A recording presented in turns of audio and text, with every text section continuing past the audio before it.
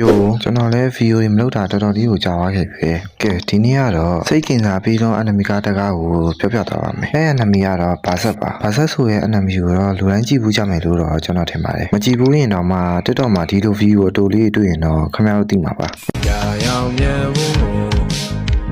ဟုံမင်းစွာနေကြီးမောမိစမှာမောင်လူဟာအေးစလာအာသာမေစကားတွေ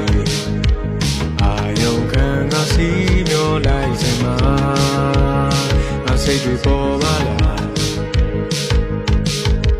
ငါတီးစရာ